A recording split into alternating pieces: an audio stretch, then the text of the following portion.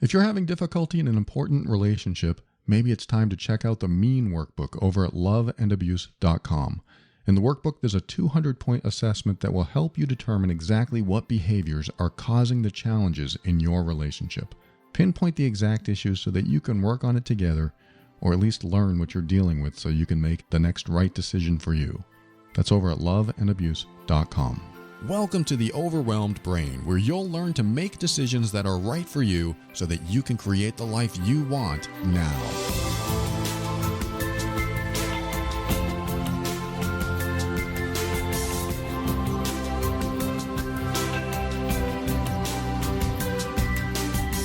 Hello, this is Paul Coliani, and I'm here to help you learn to deal with difficult people and tackle life's challenges without compromising who you are. This show consists of my personal opinions and is meant for informational purposes only. Always seek a professional for your mental health and well-being. Glad you are here. Going to get right to this first comment that somebody wrote to me and asked me, is there ever a chance to get through the narcissist? And she didn't mean a narcissistic person. She meant somebody with NPD, narcissistic personality disorder. In fact, let me get her exact words. Up to which point do you think that the recommendations you give to face toxic behaviors might work with a person with a narcissistic personality disorder? I do think, as you mentioned, that there are good people with awful behaviors, but I don't know anymore if I can see her as a good person. Okay, I'm going to answer that. Well, actually, the first thing I'm going to say is that, yes, there are good people doing bad behavior. And sometimes that bad behavior can change. Sometimes you can tell someone, I don't like what you're doing. Will you please stop? And they'll stop. Sometimes you'll say, hey, you're hurting me. Will you please stop? Because I don't want to be hurt. And I'm hoping that you care enough about me to stop hurting me. You wouldn't necessarily use those words, but in general, that's kind of where I would go with it.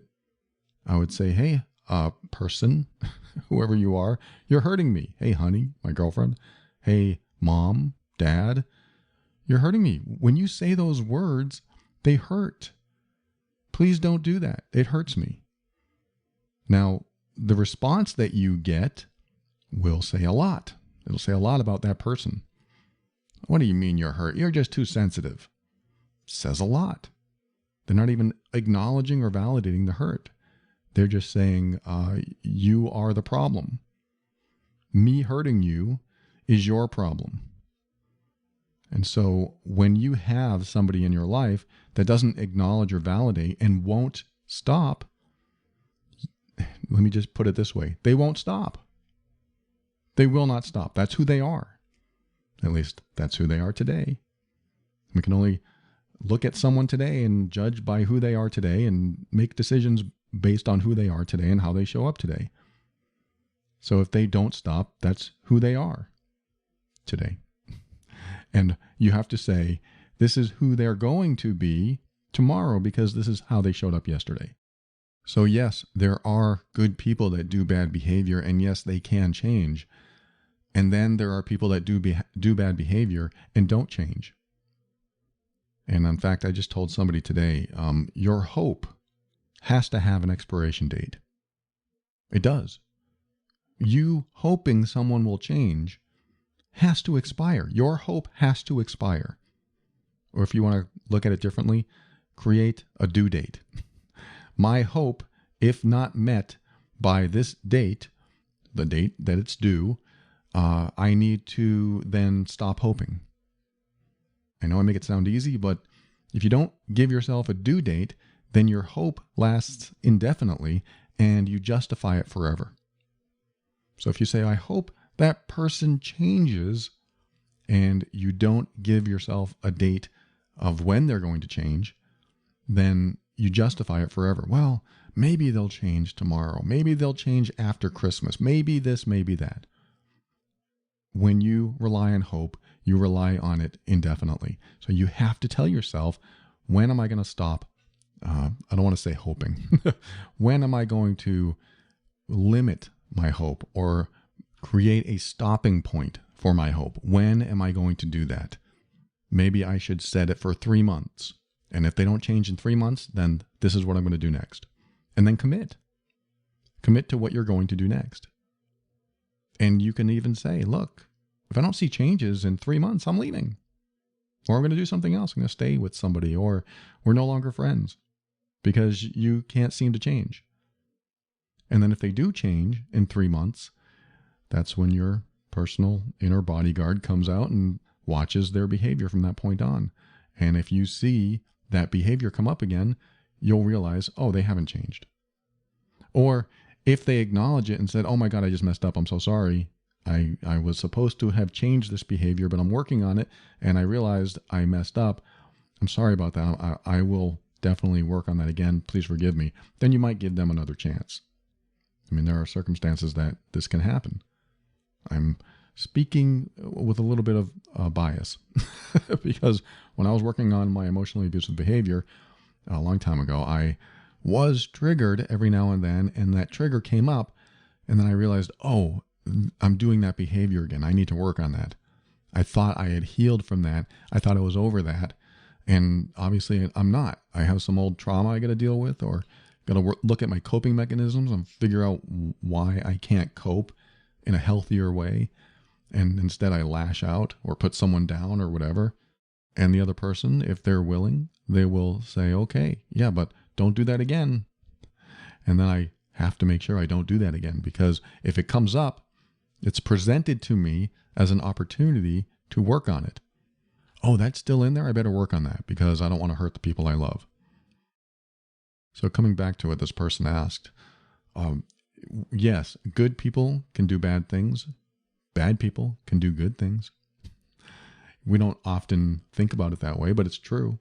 But the reason I say that is because I like to see how they're showing up today. And if a bad person does a good thing, yes, they're showing up today doing something good, but are they going to do something bad tomorrow? And that's where hope comes in. And do we hope that they change? Well, this can happen too. But what I like to do is when a good thing happens, you don't automatically say, hey, this could be the start of something good, start of something new. You have to see this as, wait, this is just one signal, one event. So what I'm going to do is I need to see this good event happen over and over again, and other good events happen over and over again, to really believe they're changing, to help me reinforce my trust in what I'm seeing and my trust in that person. So one good thing doesn't mean they've changed. One good thing just means they either got lucky or they realize in order to get in your good graces, they have to do something to make it look like they've changed, or they've reached some sort of enlightenment. Like, I am now enlightened. I realized I've been a jerk and now I want to change this about myself. Could be a number of things, but it's going to depend on how much you need for you to be able to trust again. And some people, it takes a long time. I talk with both victims and perpetrators of hurtful behavior in relationships, sometimes abusive behavior in relationships. And I ask those victimized by these behaviors, how many times do you need to see good behavior before you start trusting that they've changed? And some people, a lot of people don't actually have an answer. They just need to see it over and over again and experience it over and over again and see every facet of it, see every angle of it, and see it happen over and over again. Like somebody who is triggered by a dirty dish in the sink. They're triggered, they say something, they yell at you or whatever. So you realize that when the dishes are dirty, that's their trigger or a trigger for them. And so when they say, oh no, I've healed, I'm doing better now, I feel really good, you test the trigger. You challenge them. You put 20 dirty dishes in the sink. You make it so they have to face their trigger and see what happens. I'm not saying you should do this. I'm saying if you want to find out if somebody really has changed, then you test that trigger. You activate it. And if they become emotionally triggered, and they do what they did before, you know they haven't healed from it yet. Now, if they say, oh my God, I just got triggered and I realized it, I'm so sorry, let me work on this. Of course, no big deal, 20 dishes in the sink. There's something about that I need to look at in myself. Maybe my dad or my mom told me that you have to keep your room clean, otherwise you'll get the beating of your life. Maybe I need to work on that in myself. And so that might be helpful. That might be a sign of things going in the right direction because they caught themselves. This is what happened to me. I would catch myself. Oh, I'm having this judgment come up. Or it would actually come up and out of me, and I would say something, and I would get called out on it. And then I would have to stop and reflect and think, oh my God, what did I just do? That was terrible. That's who I used to be. I don't want to be that person anymore. And work on that. Figure it out. And I have many, many episodes on figuring out your emotional triggers and your old traumas and what's still in there. And I'm not saying I'm the only source. Of course, there's therapy and there's other sources of information out there you can look for. But I like to drill down and figure out what is causing me to react this way. In the past, it would be me saying, I know I'm right. I have these standards and I know I'm right, and you have to meet these standards. Now, when I get triggered, I'm quiet and I reflect and I think, I don't want to be this way. If I have a problem with her, it's my problem. I'll say something like that. And then I'll pull back and I'll realize that I need to work on something because I want to accept this person that's in my life. I want to love that person. And so again, coming back to this person's letter, can you get to a point where you can communicate in a healthy way with someone with narcissistic personality disorder? I'm going to say this from a perspective where I'm not a licensed psychologist. It is my opinion. I tell you that every time that I start the show. It's my opinion. These are just my opinions. But the answer is no. The answer is, I'm sorry. No. Someone who has been diagnosed with a personality disorder, narcissistic personality or antisocial personality. If they've been diagnosed with that, it is not possible. A diagnosed person with a personality disorder is typically wired differently. I mean, I'm told, or I've read, that they are born that way, and I'm not sure. I don't know if that's 100% true, but they are definitely wired different. They are definitely a different person that probably has no interest in what you think or feel. A diagnosable antisocial personality or narcissistic personality disorder really doesn't have any interest in what you think or feel. They're only out for their own interest. No matter who they have to steamroll, it doesn't matter. They want what they want, and they'll take what they want no matter what. And if you're hurt, if you're crying, if you're suffering visibly in front of them, it doesn't matter. That doesn't matter to them. If you're suffering and they know they caused your suffering, they don't care. In fact, they won't even believe they caused your suffering because they'll believe you're wrong and you're not doing the right things to be happy or make them happy. You're doing the wrong things. So you don't have a chance. My opinion is that you have no chance on someone who's been diagnosed with a disorder like this. Now, I don't know if I'm fully on board with other professionals that say there's no cure, because there are a lot of people that say that. I don't know if I'm on board with that, because I think that someone can be helped if there is absolute accountability for their behaviors, but some people can't. Some people really are wired differently. They haven't developed empathy when they were younger. They don't care about hurting people or animals or anything else. They just do what they do because it's fun, or they get power from it, or they get their narcissistic supply, which makes them feel worthy. And there are people out there that are wired this way. So if you know someone, or you're in a relationship with someone with NPD or antisocial or whatever, if you're in a relationship with somebody like that, don't expect anything different than you've already seen, and don't expect anything better. That's it. I'm not saying you can't have a relationship with a person like this. It's very difficult, but don't expect anything than what you've already seen, and don't expect anything different in the future. Period. So my answer to the person who wrote is no. I can't see it happening. And it's possible they could change, but you're not the one to change them. In fact, you can't be the one to change them. They have to want to change themselves, and they have to want to seek the help to do it. That's the formula. But you can't change them, even if you're licensed and a professional in that area, because when you're too close to someone, you're already influenced. Even when you can see the behaviors, you're already influenced, you're already part of their circle, and you already have a connection that changes how they behave. That doesn't make you at fault, it just makes you part of their behavior pattern. Their behavior pattern involves and includes people that are closer to them. A stranger might be able to get through, not an associate or a family or friend or something like that. Maybe a friend, I don't know. But again, if they're diagnosable, there may be no getting through. They have a rhythm, they have a system inside themselves, and they usually follow the same pattern, and they don't ever change. Now, the tricky part is the NPD person, the antisocial person, and I'm not talking about social awkwardness, I'm talking about a diagnosable personality disorder. These people have the ability to appear compassionate, generous, supportive.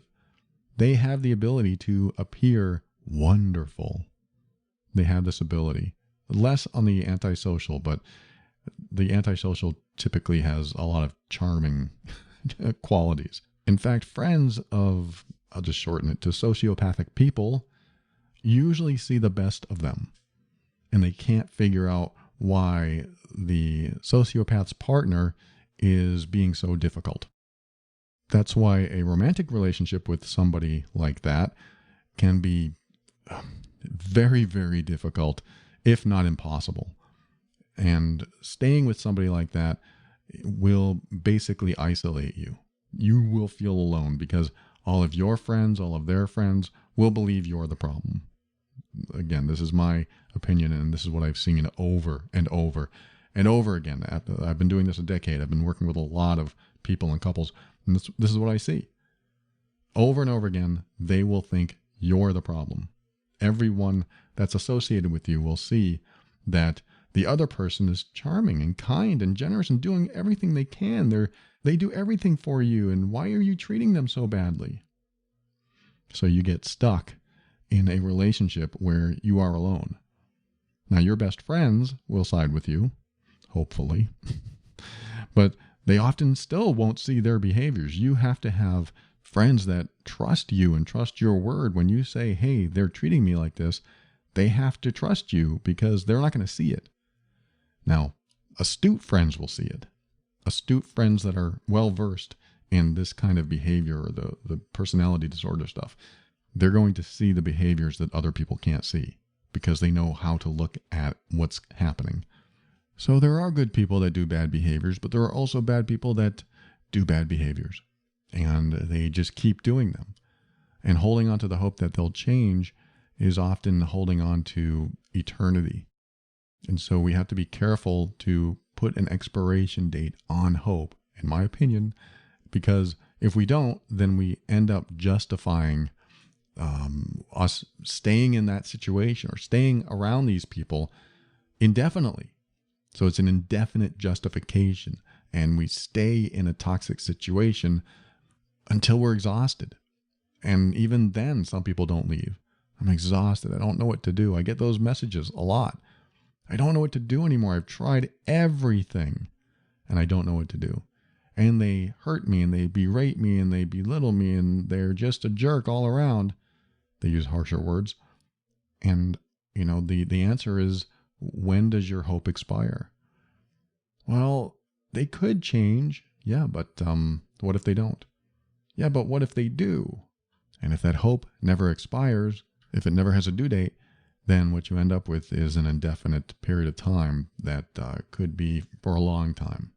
You've heard me say over and over again, if you're a regular listener, you've heard me say that my mom was in an abusive relationship for 40 years because she held on to the hope that he would change or leave or die.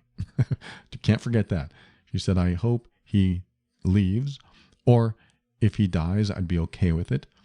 Or if he changes, that's fine. I can live with that. But she held on to that hope for just an indefinite period of time. And that indefinite period of time was 40 years for her. So it really depends on how long you want to wait with somebody like that in your life. And so to the person who wrote, I hope I answered your question. I mean, one of the things you asked was, up to which point do you think that the recommendations that you give to face toxic behaviors might work? One of the things I tell people is, when you have toxic behaviors in your life, what you want to do is something I said at the beginning, which is tell the person, hey, what you're doing is hurting. It's hurtful to me. Will you please stop? That's it. And then there are people that tell me, yeah, but I don't know what's happening. I don't know exactly how they're hurting me. I just know that after every conversation, I feel exhausted or guilty or sad. I feel drained. That's right. And I'm going to make this a sales presentation. Buy the MEAN workbook. The loveandabuse.com. That's going to tell you, it's going to pinpoint the behaviors that are happening in your relationship so that you can figure out what you need to work on. So do that. But primarily what you need to do is let the person know that what they're doing is hurtful. Or you might even have to say, I don't know what you're doing, but I feel guilty every time we have this conversation. Why do I feel guilty? And they'll say, because you have something to be guilty about. And you'll say, yeah, but I don't want to be with somebody who always makes me feel guilty. I want to be with somebody who supports my happiness. I want to be with somebody who really wants me and wants to see my smile. And it just seems like you never want to see me smile. Why? Why do you do that? And if they say, well, I don't do that, that's your problem. If it's your problem, then that's not really a relationship. And I'm talking about any type of relationship. That's not really a friendship. That's not really a romantic relationship. It's not what you want in your life. If you are with somebody that doesn't even want to see you smile, they would rather see you be sad or mad or confused or feel guilty, I don't think that's a way to enjoy life at all. It's the opposite. And I don't have time for that. I don't know who has time to be with somebody who doesn't want you to enjoy life, at least together. Trying to enjoy life together, being with each other, enjoying your time together. Now, something else this person wrote, I didn't read you the email at all. I just read you little bits and pieces. They also wrote that they tried to show her radical acceptance and unconditional love, and the sweeter they were to this person, the more that person was difficult, the more abusive they got. She was trying to practice radical acceptance, and she said it almost destroyed her. And this is one of those things where when you practice radical acceptance with somebody who's hurting you, they will continue and it will get harder and you will hurt more. It's like practicing radical acceptance with fire. I accept that fire will burn me, but I'm going to accept that that's who they are. And I'm going to continue, fire, it's who they are, who the fire is.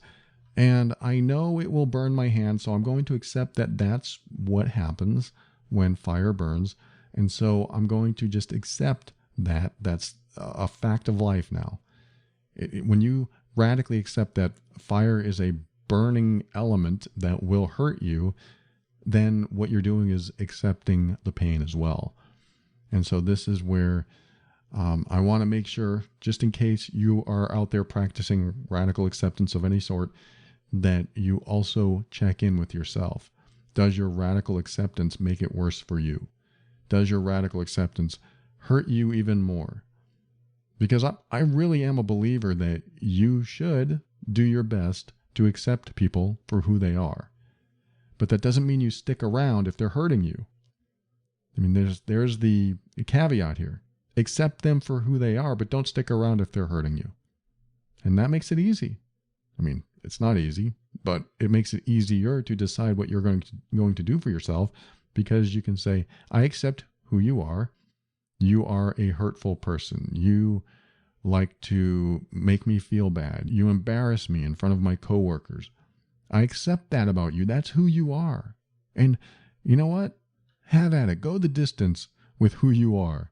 Be yourself. That's fantastic. I support you being yourself, but I'm not going to be around you. I'm leaving. I'm going to stay away from you because you're hurtful to me. So I accept who you are, which means I understand who you are, which means I'm going to protect myself from who you are. So just be aware of the radical acceptance concept, because that can get you in trouble. I think most people know this. In fact, this person learned it the hard way, unfortunately. But she tried. I have no problem with trying. It's an experiment. I'm going to be radically accepting and see what happens. But you just have to be aware that it may go the wrong way. It may hurt you. It may make you feel really bad. But you get to learn who they are. It's weeding people out. I know I make it sound simplistic, like, okay, I'm just going to pick you out of my life. I'm okay with that. I'm okay with that. You need to come out of my life. I don't want you in my life anymore. If I can't pick you out, I'm going to get away from you if I can. I'll do my best. Or I'm going to ignore you. Or I'm going to emotionally disconnect from you. I'm going to gray rock you. That's an emotional abuse term. I'm going to be a dull gray rock around you. So you can't activate me. You can't trigger me. No matter what you say, I'm going to have this unemotional gray response, like a rock, a dull gray rock. When you gray rock somebody, you are completely emotionally disconnected from them. And whatever they try to do to ignite you or incite you or trigger you, you just let it flow past you. You just let it go over your head. Or not that way, but you just let it go by. This is the Tai Chi reference. Just let it flow by you. Because in Tai Chi, what you're doing is redirecting their energy. You're letting it go right by you. I mean, this is the fighting aspect of Tai Chi. They throw a punch, you move to the side, you help their fist go along beside you, and they are now pushing all this forward energy that way, and they'll fall over or lose their balance or whatever. That's how I see some conversations, and that's how I see gray rock. Okay, I'm just going to let it go, just going to let it go by, because as soon as I'm triggered by them, as soon as I have an emotional reaction, they have something to work with. Because some people will utilize your emotional state and use it against you. Oh, they're angry. Great. I know how to handle this. I know how to handle them. I know what to say when they're angry. I know what buttons to push when they're angry.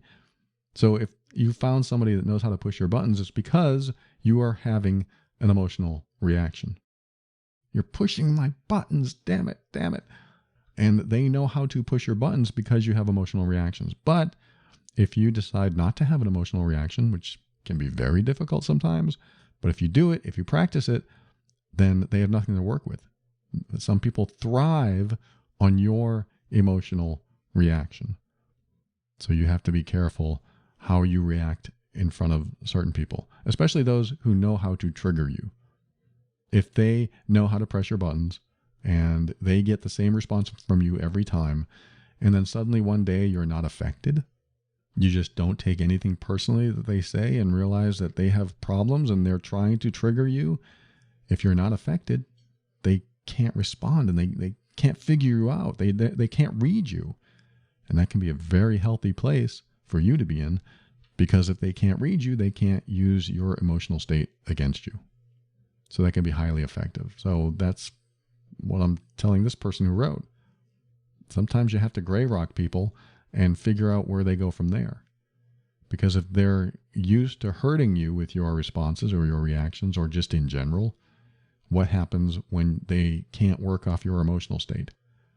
Now, what they'll probably do is call you names. They'll try harder, and they will eventually find a button that you haven't learned to repress yet. I guess you could call it that. You haven't learned to withhold the trigger. And that's just going to take practice and take time. If you even want to try this, I look at it as experimenting. What's going to happen if I react this way? What's going to happen if I don't react at all? It's like the people in your life that constantly poke at the same thing that you did or said 15 years ago over and over and over again. I told the story once of this guy I worked with. We were working together on something, and I said, oh, we're all going to meet at 2. And he said, no, we're supposed to meet at 1. And I said, no, I know we're meeting at 2. And it turned out I was wrong. And so he poked at me. He made fun of me. And every time he saw me, he brought it up. Hey, what time do we meet, Paul? Huh? And he would just poke at me. And this is an adult. When are we meeting again, Paul? Tell us. And I finally had enough. And I finally just said, will you please just let me be wrong with dignity? And that actually did it. That stopped him, and he stopped poking at me. I think that really hit him like, oh, geez, if I did that, I would like to be wrong with dignity too. But what would happen if I changed my response? What if I stopped going, yeah, sorry about that. I know, I deserve it. I mean, I deserved it at the beginning, but continually after that, it has to end sometime. But there are some people that will poke at you and poke at you and poke at you for weeks, months, years, always mentioning the same stuff. And the question is, how do you react when they poke? Because how you are reacting is what they're feeding off of. Oh, well, I get angry. They're feeding off of it. Well, I am angry. I know. And they're feeding off it. And they love it when you're angry. They're getting some joy out of it, some high. Well, what am I supposed to do? Well, you could try something different. Instead of being angry, what happens when you're sad? Oh, they're going to poke fun at me even more. What happens when you laugh and say, oh, yeah, that was fun? What happens when you say, oh, yeah, I'm a dummy. That's exactly what I did. Or what if you own it? Oh, yeah, I would do it again. How would they respond then? Because somebody who pokes at you, they're doing it for a reason. They're getting the reaction that they want from you. So change that reaction. Or go gray rock and see what happens. Can't do that with everyone. Sometimes you have to work with them. Sometimes you have to live with them. And then they'll start poking at you because you're unemotional. Who knows? But the idea is to not give them the same reactions because you'll get the same results over and over again. So that's something to think about.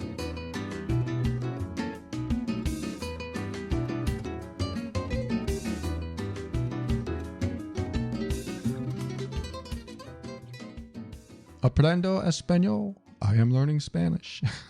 I am learning it a little bit slowly in between everything else I have to do in my life. I'm quite busy. And when you're busy, boy, it is very helpful to have Babbel's 15-minute lessons to learn a new language in between all your busy times on the go. They are expertly crafted, built around real life. You learn how to have practical conversations about travel, relationships, business, and more.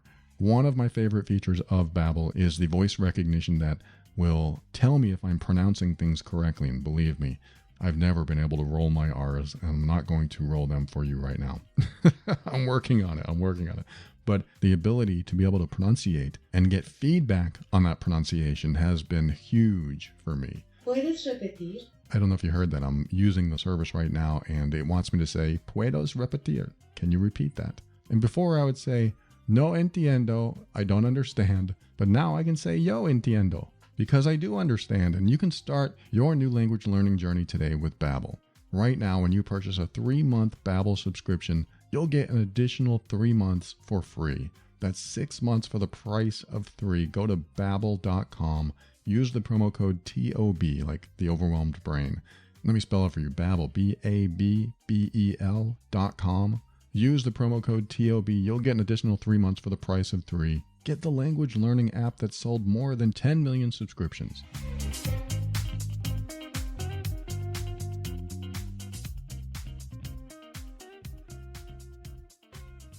And to conclude the email that I never read, I'm going to read you the last question. They said, what do I do with a feeling of injustice or betrayal and them not recognizing or taking responsibility? Well, if you're going to practice radical acceptance, that's what you practice it with, first of all. You will not ever get justice. You will always have that feeling of betrayal until you heal from it and realize that you are worthy and know you shouldn't be betrayed. You should feel like you can trust these people. But there are people that will betray and don't care about how you feel about it. And they won't recognize their own bad behaviors, and they won't take responsibility.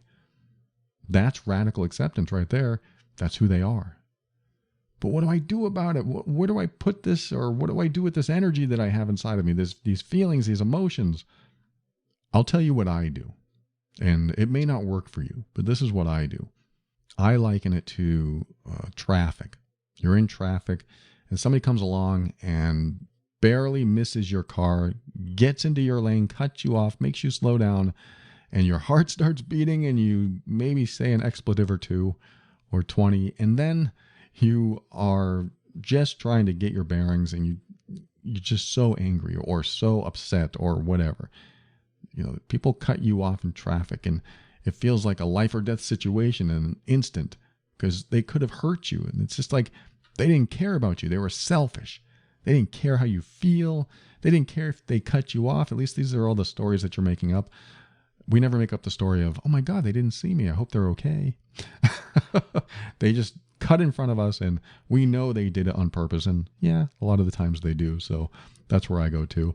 You cut me off, you jerk. You knew I was here. Why'd you do that? And so they cut you off and you have these feelings and you don't know what to do with these feelings. You feel like there's no closure. You just want to, and some people do this, you want to pull in front of them, stop their car and whatever, yell at them, beat the heck out of them. That's what we want to do a lot of the times, some of us. But what do you do with that energy? What do you do with that energy? And that happens to me on the road. Thankfully, not often. But when it happens, I have to calm down. Oh my God. Trying to get my breath back. Try to slow down my heartbeat. Be grateful that I'm alive. Be grateful that I wasn't clipped or pushed off the road or hit somebody else. And just get my bearings. And then I slow down. I slow down a little bit. And I let them go fast wherever they're going and cut other people off. But I slow down. I back off. Some people will follow them and I'm going to show them, but I back off. So this is my strategy. I guess you can call it a strategy. When someone cuts me off, what do I do? Step one is I get a grip. I breathe, try to relax a little bit and get more centered and grounded in myself. And then step two, I back off. I just know this is what I do. I back off a little bit. I don't slow down and slow traffic behind me. If they're going 20 miles faster than I am, I'm not going to follow them. I'm just going to back off a little bit so I'm not near them. I don't want to be near them because they're clearly dangerous. So step two, I back off. Step three, and this is my main point, this is exactly what I do, is I tell myself they're either going to get a ticket or they're going to crash into somebody else or they're going to end up in a ditch. And I'm going to kind of have a little excitement waiting to see them pulled over. This is the third option. They might get pulled over by the police or whoever. They get pulled over and then I can drive by and laugh and think, I'm so glad I didn't get involved in what could be a road rage incident. But that's my go-to. Those are my 3 steps. And the reason I do that is because I know people like that get their comeuppance. It's just automatic. I know if that's the person they are, that's the person they're going to be and continue to be until full accountability takes place. I don't have to do anything. They're going to do something that's going to be accountable or make them accountable for something. Yes, it could involve hurting someone else. I hope it doesn't. It could involve creating an accident that kills people. I hope it doesn't. But I am choosing to opt out to be the enforcer. I don't need to be their enforcer because I want to get on with life. I don't want to waste my time with people who are who they are until they learn not to be those people, if that makes sense. I don't want to be the enforcer because I know whatever they're doing now, they're going to do again and again until accountability catches up with them. I hope it's them getting caught before they hurt someone. But I definitely don't want to get involved at that because I value life. I value my time. And I'm so grateful that I didn't get into an accident. So I just have to trust that that person is going to get their comeuppance. Call it karma, whatever you want to call it. But really, it's probably not even karma because they're going to do this again. And if they do it again, they're going to do it with the wrong person. But I don't want to be that person. I almost sound like I'm defending myself for not doing something about it. But that's what it feels like when I'm saying this. But really, you don't have to get involved with this stuff. Yes, it might feel like a lack of closure. It might feel like they need to learn a lesson and you want to be the one that teaches that. But where do you go with that? Where do you put that energy? This is what I do with it. I like to put that energy into knowing it's going to catch up with them. It really will. And it does. It catches up with people. They learn through their own actions. This is how we can come to a radical acceptance about people. People learn through their own actions and their own consequences. And they'll figure it out. And if they don't figure it out, they'll probably be unhappy for the rest of their lives. And it's still their choice. Some people choose not to learn from their mistakes or from their behaviors or actions. And so they keep getting bad results and they're unhappy. And they'll keep blaming the world for their bad results. But we all have the ability to tell ourselves, hey, when I do A, I get B. When I drink a lot of alcohol, I act like a jerk. That could be the consequence to behaviors. But if you're an adult, you have the ability to choose. You have the ability to make a decision for yourself and decide if you want those consequences. When I act like a jerk, I get into trouble. When I act like a jerk, people I love leave and they don't come back. Maybe I need to make a choice for myself and take responsibility for myself and realize that I am the common denominator of what happens in my life and make different choices. We all have the ability to do that unless we're diagnosable. Some of us may think, well, nothing is my fault.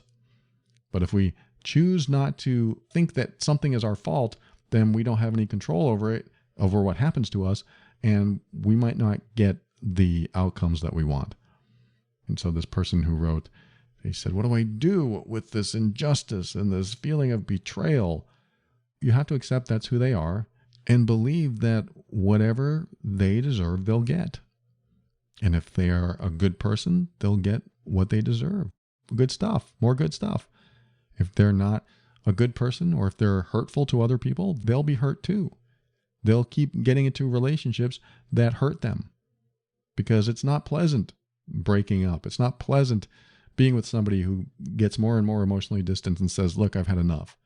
They'll feel it unless they're, again, diagnosable. Maybe they won't feel anything. But most people who aren't diagnosable will feel it. And then, I mean, I'm a perfect example of this. For 35 years, about 25 years, my first 25 years of dating and in relationships and being with people romantically, I ruined all my relationships. I ruined them all. And it took the end of a marriage to finally tell myself, I am responsible for all of these breakups. I'm responsible for everyone leaving me. They all left me. If they all left me, then there must be something about me. And I finally put the pieces together and realized I need to do something about it. I took responsibility for my behaviors. I took responsibility for my role and how I showed up in the relationships.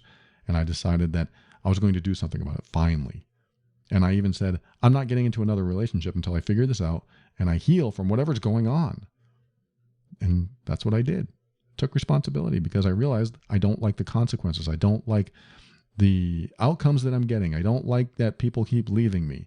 So let's take a look at it. What is going on inside of me that keeps this happening?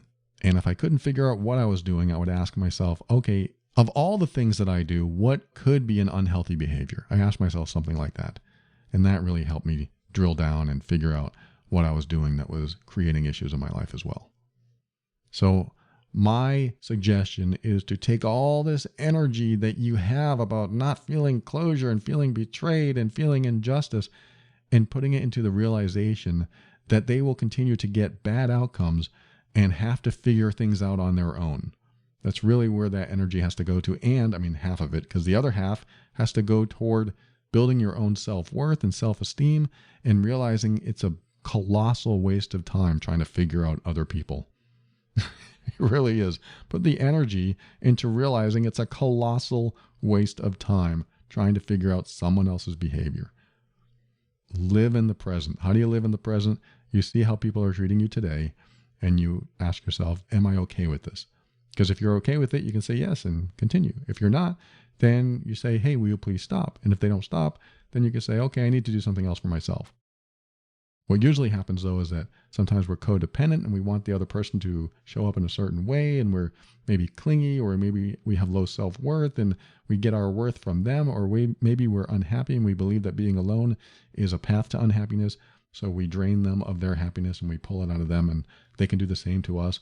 There's a lot of dysfunctional stuff that can go on in any type of relationship. And when that happens, that can slow us down from taking responsibility for ourselves and allowing ourselves to step out of relationships that are harmful to us. When we have dysfunctions, it prevents us from taking steps out of relationships that are harmful to us. We just have to be really careful about that too. Thanks so much for joining me today, and thanks for listening to another episode of The Overwhelmed Brain. If you find value in the show and you want to give back like our patrons of the week do, head over to moretob.com. I'm not going to read you any patrons this week because this is recorded ahead so I can take a vacation. So I usually read patron names every week, but head over to moretob.com if you want to give to the show, and I'll read your name on an upcoming show. Thank you, patrons. I appreciate all of you.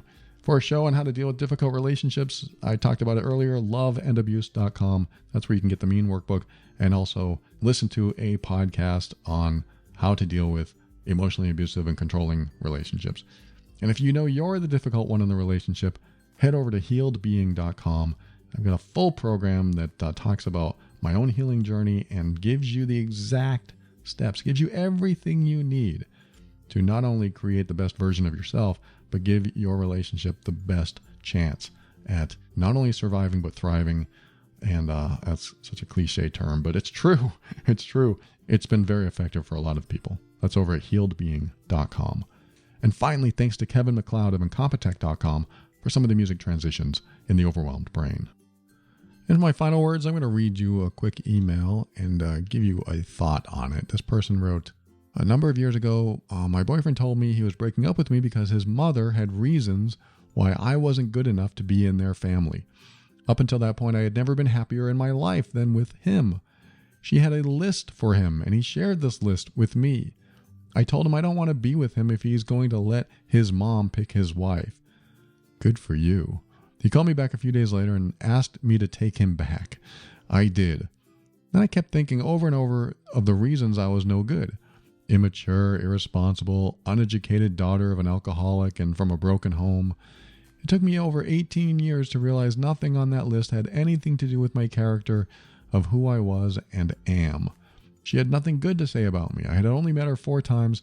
I am and was not any of those things except uneducated from university, but I know intelligence doesn't come from a degree. This has been difficult for me to get through because he never spoke up for all these years.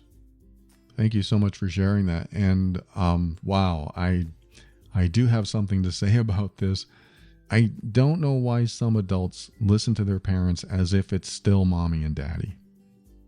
I'm just putting this out there. I don't know why some adults listen to their parents as if they are still mommy or daddy, or depending on your country, mom, dad, pop, ma, whatever it is.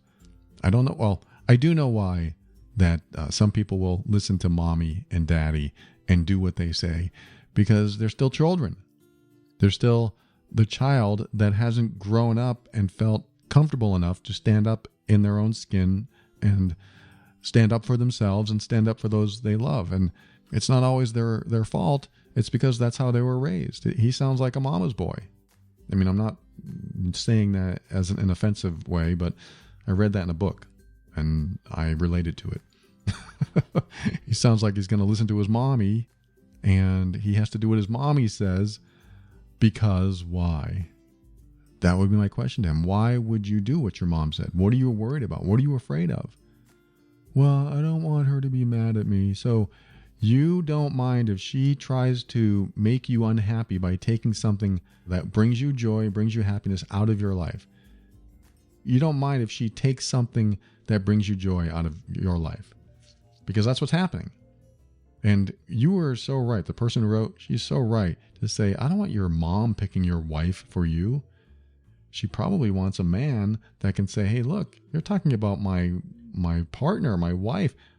Back off. And what happens is some people aren't able to shake the idea that they're still a child, because that's a child response. Okay, I'll do whatever you want, mommy. I'll do whatever you want because I don't want to make you upset. When you're an adult and you are now making adult decisions and you're in adult relationships and you are doing adult things in your life, you should be able to relate to your parents as other adults and talk to them as peers. Like, hey, how do you handle this problem? Oh, what I do is this. Are you having relationship issues? We are. Oh my God, let's talk about it. Instead of getting reprimanded or told what to do or told how to live your life. When you become an adult, you make adult decisions. And so to the person who wrote, she said, it's been difficult for me to get through this because he's never spoken up. I guess what she's saying is he's never spoken up to his mom. He may not. So let me share this. This is what I've learned about relationships in the past 53 years I've been alive. I've learned that the more you make your partner feel like they are your top priority and that you would take a proverbial bullet for them, the stronger your relationship is. And the more they'll look up to you, the more they'll feel safe around you, the more connected they'll feel to you, the more they'll love you, the more they'll want to be with you for a long time, if not indefinitely, until death do us part.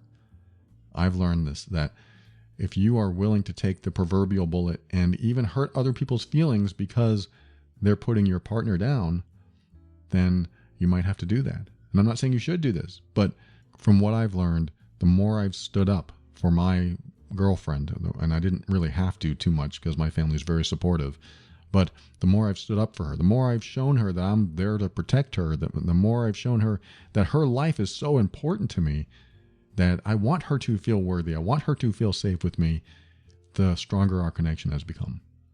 And this is what I've learned, is that the more you do this for your partner or people you love, the more they respect you, the more they really feel cared about, the more worthy they feel, the more happy you are together, and the stronger the bond is. And so when I hear that someone is preferring what his mommy says, and I'm saying this on purpose, kind of a dig, the more he listens to his mommy, the more the person that he's with, his partner, realizes that she is not his top priority in life. And what a way to dissolve love and connection. Just talked about this last week, eroding love and connection. How do you do it? You make your partner feel like they're second best. Or you make someone you care about feel like they're not that important. It's really what it comes down to. How do you make your partner feel like they're somebody that's not important? You make somebody else more important than them. Or you make something else more important than them. Or you don't stand up for them when someone's putting them down. And I'm not saying you have to get into a fight. I'm just saying there are ways that people can perceive you that you are creating yourself. So this guy that this person's talking about, he is being perceived as someone that would rather listen to mommy than look at his partner and say, no way, I love you, I want to be with you, and nobody can take that away. I'm an adult, I can make these decisions. And when his partner feels that kind of response, because that's going to feel good, she's going to be elated and delighted, feeling really good that he prioritized her. Now, this person said, I'm upset because he didn't say anything to his mom. I'm assuming that's what she meant. He didn't say anything to his mom about this the past so many years. Or he didn't mention it again. But here's the thing. I'll give him some leniency because he's still with you, I'm assuming. And if he's still with you, that means he is defying her wishes. If it makes you feel any better, he's defying her wishes. He stayed with you. He wants you. He loves you. He called you back a few days later after that because he realized, no, this is what I want in my life. He may not give you that secure feeling of standing up and saying, back off, Ma. But his actions prove where his heart is. His actions prove who his priority is. And he may not have been taught to express himself. He may have some issues there, but his actions prove where his priority is. And maybe that's enough. I hope it is. Because if you're having a great relationship, don't let this get in the way. You're together, and if you're happy, then go for it. His actions prove where his priority is. I hope this helps. Thanks for sharing that. And thank you for listening to another episode. Always keep an open mind, because that's how you step into your power so that you can create the life you want. Always take steps to grow and evolve. You are powerful beyond measure. And above all, and this is something I absolutely know to be true about you, you are amazing.